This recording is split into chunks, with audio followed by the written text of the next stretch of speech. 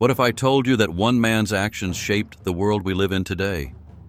Genghis Khan, the most successful conqueror in history, left an indelible mark on our world. His empire stretched across continents, and his legacy lives on in ways we're only beginning to understand.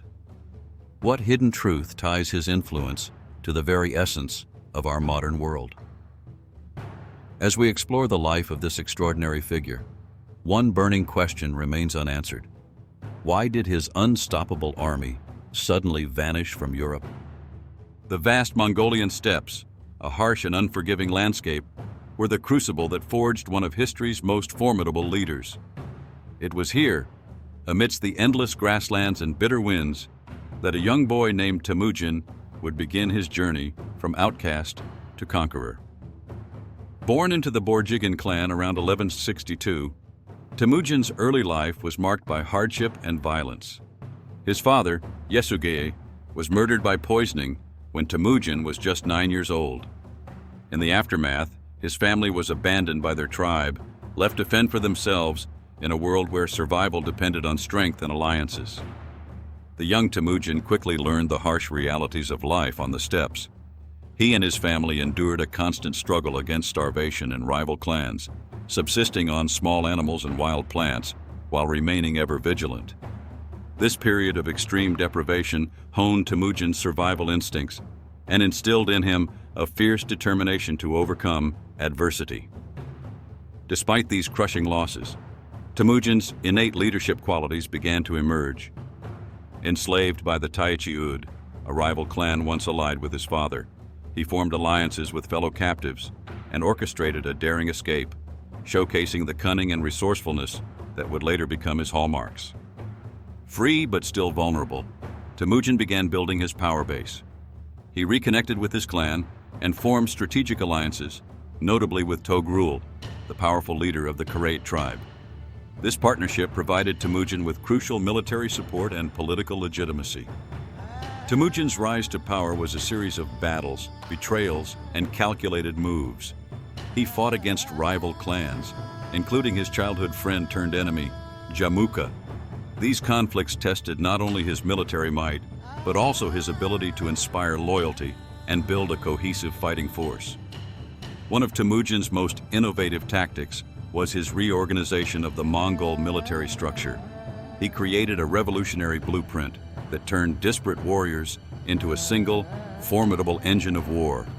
This meritocratic system, based on units of 10, 100, and 1,000 warriors, allowed talented individuals to rise through the ranks regardless of clan origins, fostering loyalty to Temujin himself.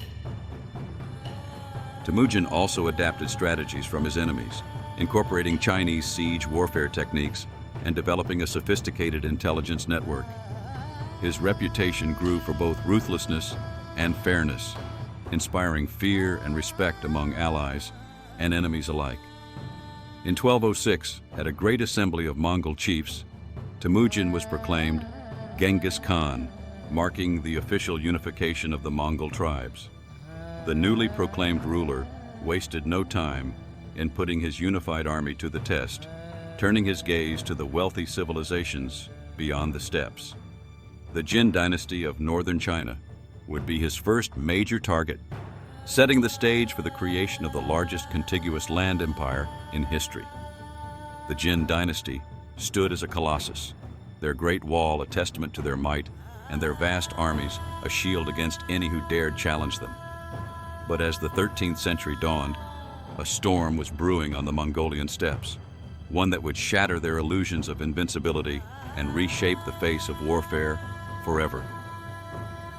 Genghis Khan, fresh from unifying the Mongol tribes, turned his gaze towards the glittering prize of northern China. The Jin boasted a population of 50 million, with cities larger than any in Europe, and armies numbering in the hundreds of thousands. In contrast, Genghis Khan's force of 100,000 nomadic warriors seemed small. Yet the great Khan had spent years studying his enemies, identifying weaknesses that would fuel his innovative tactics. Genghis Khan's approach combined psychological terror, advanced siege tactics, and unparalleled mobility. He sent agents ahead of his armies, spreading tales of Mongol ferocity to demoralize the enemy and sow discord. When the Mongols struck, they did so with shocking speed and brutality. Cities faced a stark choice: surrender or face annihilation. The Mongol siege warfare was a relentless tide that battered every wall. They employed an array of siege engines, improving on existing designs. Massive trebuchets hurled stones and incendiary projectiles, while siege towers and battering rams tested defenses. Sappers tunneled beneath walls, collapsing them from below. The Mongols incorporated captured engineers and artisans into their war machine, creating a melting pot of military innovation. This approach allowed rapid adaptation of tactics. They used gunpowder for explosive charges, diverted rivers to flood cities, and used smoke to create confusion during assaults. The Mongols' greatest advantage lay in their mobility. While Jin armies were tied to supply lines and fortifications, Mongol forces moved with incredible speed across vast distances.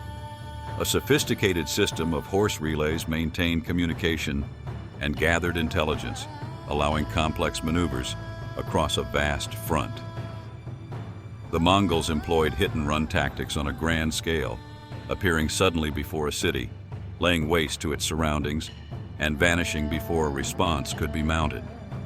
These raids deprived the Jin of resources, spread terror, and forced them to divide their forces in futile attempts at defense. As the campaign progressed, the Mongols exploited political divisions within the Jin Empire and began to see the value in preserving economic infrastructure. The fall of the Jin capital, Zhengdu, modern-day Beijing, in 1215, marked the culmination of Genghis Khan's first great conquest. It was a victory that sent shockwaves across Asia and beyond. The Mongols had not just defeated an empire, they had revolutionized warfare itself. The fall of the Jin dynasty was just the beginning. Genghis Khan's next conquest would make his Chinese campaign look tame by comparison. To the west lay the wealthy Khwarezmian Empire, stretching from modern-day Iran to Central Asia. In 1218, the Mongols and Khwarezm were on relatively peaceful terms, with trade flowing between them, but a single incident would soon plunge the region into chaos. Genghis Khan sent a large caravan of merchants and ambassadors to the Khwarezmian city of Otrar. The official purpose was trade, but the Khan also sought to gather intelligence on this potential rival. However, the local governor, Inalchuk, grew suspicious of the caravan's true intentions. In a fateful decision, he ordered the entire Mongol party arrested and executed, seizing their valuable goods. When news of this affront reached Genghis Khan, his reaction was swift and furious. He dispatched 3 ambassadors to the Khwarezmian Shah, Ala ad-Din Muhammad, demanding the governor be handed over for punishment. The Shah not only refused, but also had one of the ambassadors beheaded and the other 2's beards shaved off. A grave insult in Mongol culture. That single act of treachery ignited a fury that spared no city. Genghis Khan assembled an invasion force of unprecedented scale, estimated at 100,000 to 200,000 warriors. The Mongol army was a finely tuned war machine, combining mobile cavalry with advanced siege tactics and psychological warfare. The Khwarezmian Empire, despite its wealth and large population, was ill-prepared for the coming storm. Internal rivalries and a decentralized military structure left them vulnerable. As the Mongols swept in from the northeast in 1219, city after city fell to their onslaught. Bukhara and Samarkand, great centers of Islamic learning, were among the first major cities to face the Mongol fury. The Mongols systematically looted these cities, burned their grand libraries, and slaughtered much of the population. They employed captured civilians as human shields, forcing them to fill city moats with their own bodies and absorb defenders' arrows. The environmental impact of the Mongol invasion was catastrophic and long-lasting. Ancient irrigation systems were obliterated, and entire regions were depopulated. The destruction was so complete that some areas of Central Asia have never fully recovered, even centuries later. As his empire crumbled, Shah Muhammad fled westward, pursued relentlessly by a special Mongol detachment. He died of exhaustion and despair on a small island in the Caspian Sea.